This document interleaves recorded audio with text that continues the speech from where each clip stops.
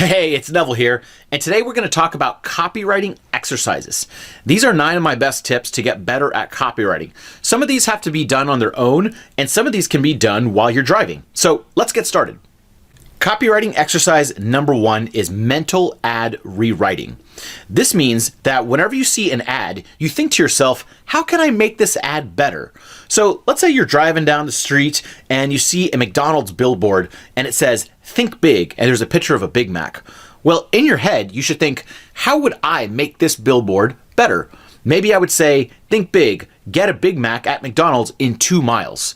That is a mental ad rewrite. I would do this all the time in that Sky Mall magazine. Remember Sky Mall on the planes? You would see something and it would describe it like a dog water bowl that's automatic. And I would say, how could I make this better? And I would just mentally think like, what could I add that would make someone want to buy this? You could do this with Google AdWords, Facebook ads, Instagram ads, just thinking mentally how you would make something better. Anytime you see a magazine advertisement, what could they add in there or subtract that would make you buy that product or be more interested in that product?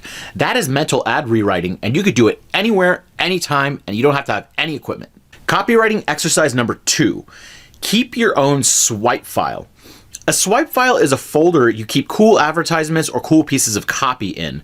A swipe file can be digital, it can be physical, it doesn't really matter. I have a swipe file on my desktop computer. So anytime I see an ad that makes me go like, whoa, or something I think is really cool, or a page that I really, really like and want to emulate later, I take a screenshot of it and drag it into my swipe file folder. I also keep a swipe file folder on my phone. And nowadays, this is pretty important because most people are browsing the web with their phone. Therefore, a lot of ads are on the phone. So I just hit the screenshot button and save it to a folder called swipe file. Now, what is supposed to go in a swipe file? Well, I always save things that make me click on them. I save things that make me sign up to them very well. I save things that make me laugh. And I also save things that make me go, whoa, like, I just learned something new from this advertisement. That was pretty cool. Screenshot, put it in a swipe file. Now, the purpose of this swipe file is that later when you're trying to think of something and you're running out of ideas, you can go back to your swipe file and just start boop, boop, boop, boop, browsing through it and get ideas right away.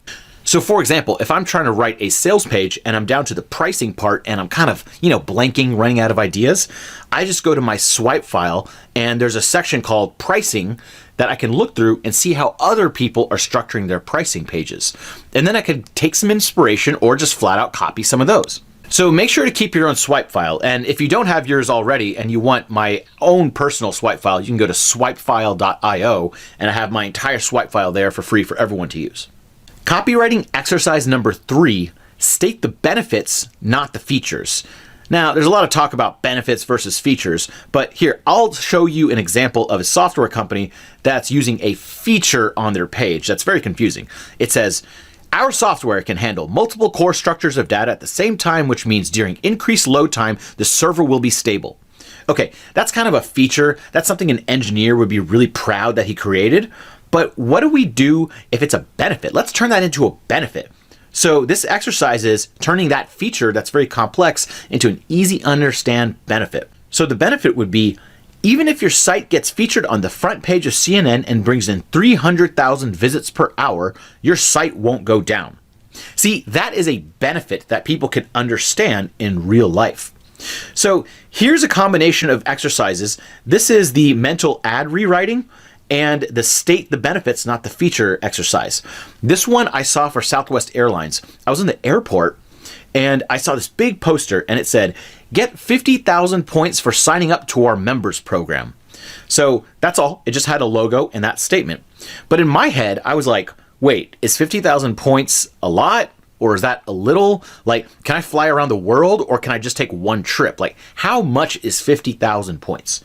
So the way I would turn that feature into a benefit is by tacking on this sentence. So the whole thing would sound like this. Get 50,000 points for signing up to our members program. That's enough for 2 free round trip tickets to anywhere in the United States. See, now we told the customer what they're going to get if they get those 50,000 points. So it makes a little more sense in their head. Copywriting exercise number 4, trim, trim, trim. Now, the whole goal of copywriting is to take information from one brain and transmit it to a bunch of other brains. The point of copywriting is not to hit a certain length on an article. The point of copywriting is not to be all fancy. It's to get information from one brain to another. And therefore, if we can make that information shorter and more concise, even better. One of my favorite quotes from Joe Sugarman is, "Long copy is okay, long-winded copy is not okay."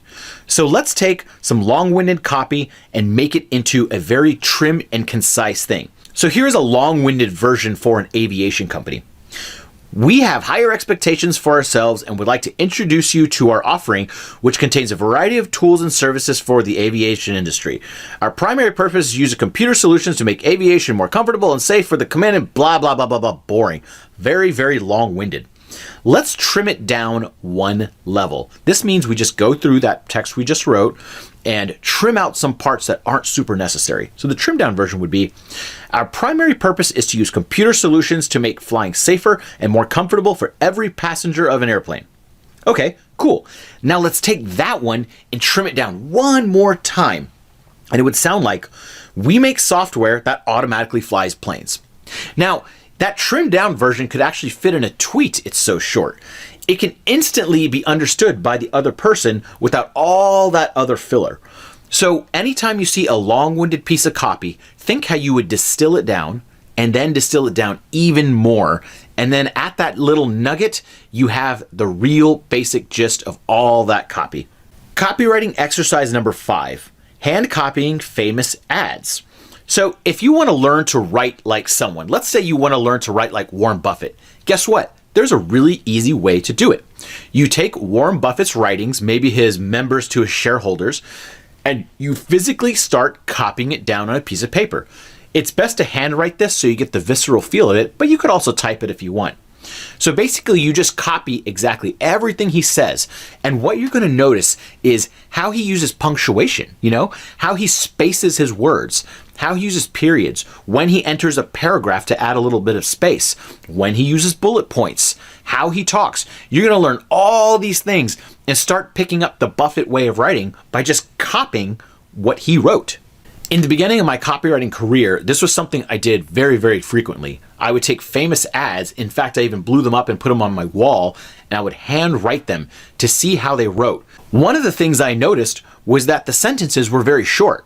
I tended to use long sentences at first, and I noticed a lot of these advertisements use relatively short sentences that were very easy to understand and very punchy. And this quickly taught me to write like that.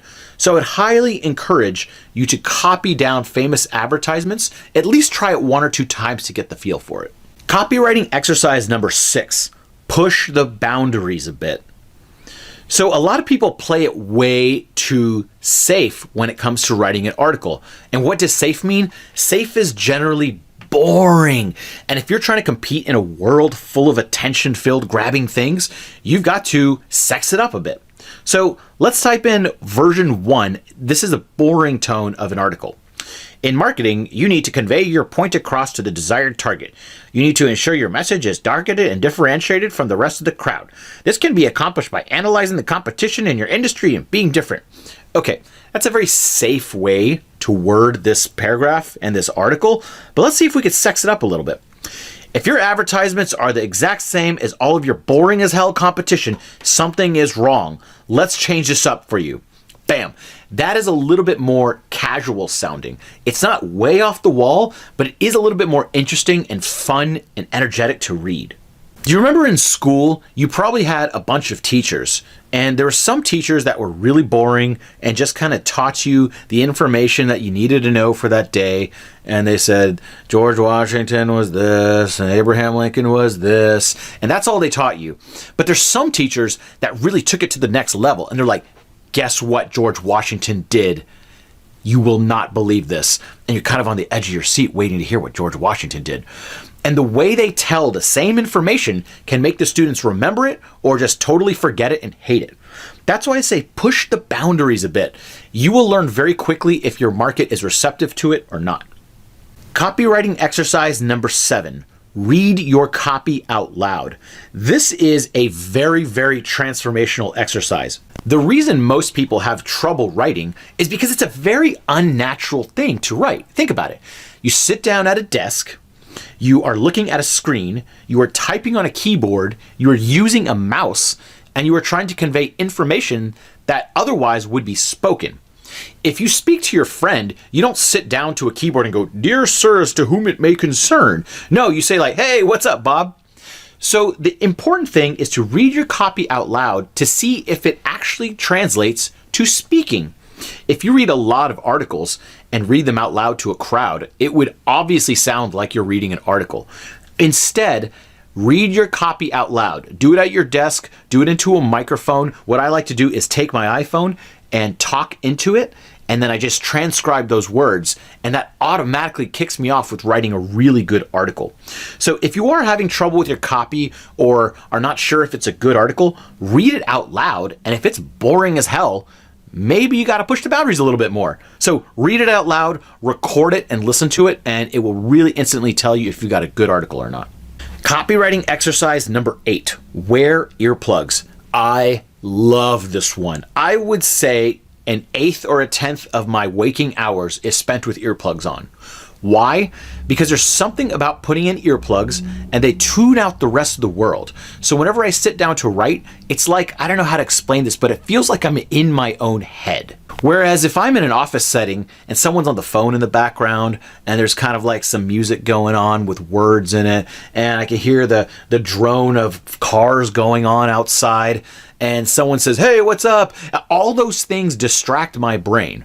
So for a lot of people, I've given them earplugs as gifts, and they say they use them all the time. There's obvious uses for like using them on planes and using them for sleeping, but I would contend that if you are a writer and you wear earplugs, you will get better writing done with earplugs on.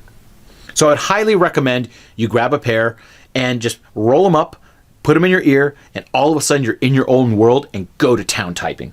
Copywriting exercise number 9, become a double or triple threat. Now what does this mean?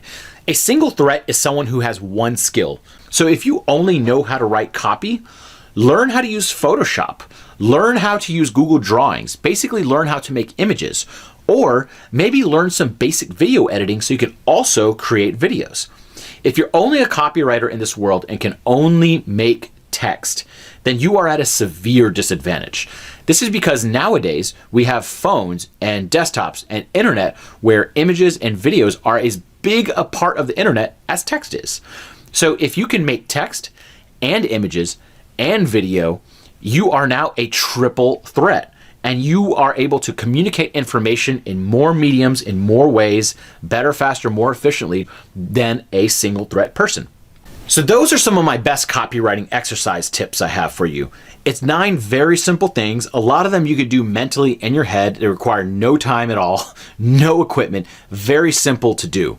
And some of them, like buying earplugs, is a matter of $5. So these are some really great copywriting exercises. I hope you use them on a daily basis. For years, I would use all of these all the time, and it really, really made a big difference in my career. So I hope that you take these and do something with them and learn from them. And I hope you enjoyed this video. And if you did, like, subscribe, watch the other videos, read the other articles, and I will talk to you later. This is Neville Medora. Thank you.